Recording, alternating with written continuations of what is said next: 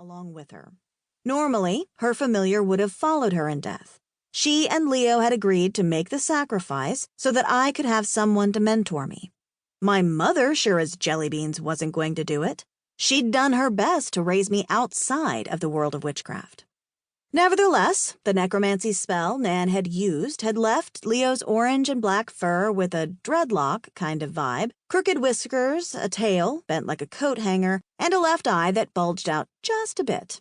But rest assured he did not have 17 claws. Are you sure?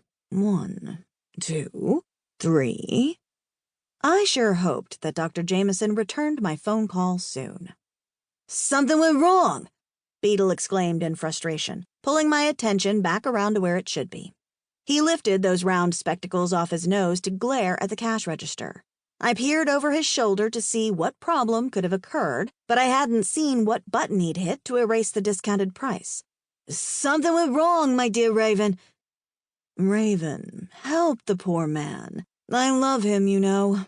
He's my new best friend in the whole wide world. You should know that Leo didn't actually love Beetle at all. His viewpoint was rather skewed at the moment, causing me to wonder just what kind of catnip Beetle had given my familiar. I hope it hadn't been laced with something that could be fatal. Whoa, Nellie. Back up the horse cart there. Fatal? I'm thinking a new cash register is in order, Beetle suggested seriously, before leaning over the counter as if he were conspiring against the universe. Elsie catered to the man's flair for the theatrics by nodding her understanding. The drawer gets stuck every now and then. What do you mean, fatal? I realized that it wasn't easy to ring up the Valentine's Day discount that I'd put on the various tea blends that were available to buy in the shop, but there was absolutely no reason to waste money on a new cash register. Numerous keys had to be pressed in just the right order for the sale to go through correctly. Beetle's blaming the device and his propensity to repeat himself wasn't helping either one of us. As for Leo, his random annoying comments weren't easing my bad mood in the least. Leo's commentary had only gotten worse since Beetle had been sneaking him a pile of catnip every morning. On the bright side, it had gotten Leo's mind off the glittery kiss mark that a fairy familiar had left behind during one of the previous mysteries we'd solved. For some reason, the glitter on his paw wouldn't come off. Catnip isn't fatal. I read that somewhere. Are you trying to play a trick on me? I don't think that's funny at all. Why don't I ring up Elsie's tea while you go unpack the boxes I brought in this morning? I offered Beetle a forced smile, hoping my frustration didn't shine through like a beacon. What had I been thinking in hiring a soon-to-be-retired tax accountant as my assistant anyway? I really needed to take one of those self-help classes that made an individual more assertive in life. Oh, and the herbal remedy teas can go in the storage room.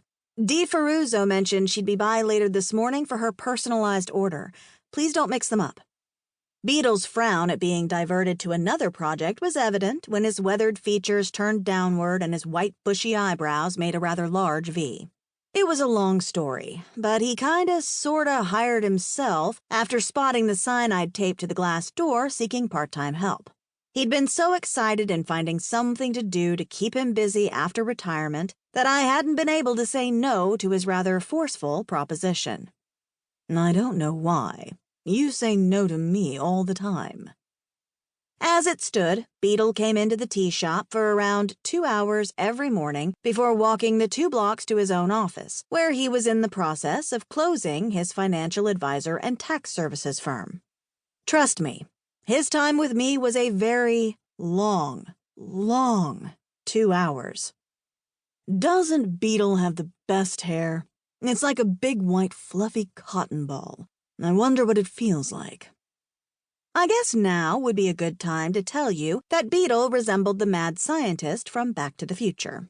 You know, after the lightning struck the clock tower.